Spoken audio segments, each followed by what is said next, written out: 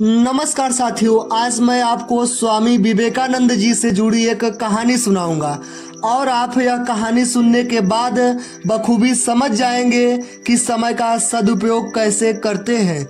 मेरे प्यारे साथियों, एक बार स्वामी विवेकानंद जी एक नदी के किनारे बैठे हुए थे और वह नदी के बहते हुए पानी को बड़े ध्यान से देख रहे थे। तभी एक सिद्ध पुरुष स्वामी जी के पास आते हैं और उनसे पूछते हैं, आप यहाँ क्यों बैठे हुए हो? स्वामी विवेकानंद जी ने कहा, नदी पार करने के लिए नौका का इंतजार कर रहा हूँ। यह सुनकर वह सिद्ध पुरुष कहता है कि आपकी चर्चा तो पूरे देश में होती है और आपको यह नदी पार करने नहीं आती है? स्वामी जी कहते हैं, नहीं।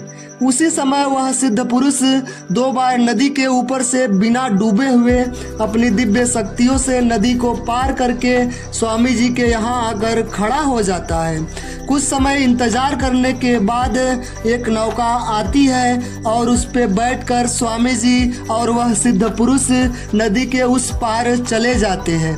स्वामी जी नदी पार करने के बदले नौका वाले को 2 रुपए देते हैं। स्वामी जी अब उस सिद्ध पुरुष से कहते हैं कि आपको नदी पार करने वाली दिव्य शक्ति को प्राप्त करने में कितने वर्ष का समय लगा था?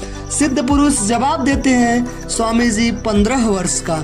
तब स्वामी जी हंसकर कहते हैं, आपने 15 वर्ष इस विद्या को सीखने में गवा दिए जिसकी कीमत मात्र 2 रुपए है। जैसा कि मैं इस नदी को पार कराने वाले को 2 रुपए दिए और बड़े आसानी से इस नदी को पार कर लिया।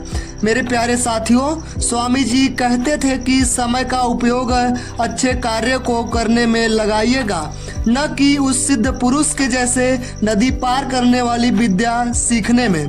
साथियों, अब आपको समझ आ गया होगा कि समय का सदुपयोग कैसे करते हैं। साथियों, अगर आप चैनल पे बिल्कुल अभी नए हैं तो चैनल को जरूर सब्सक्राइब कीजिएगा। धन्यवाद।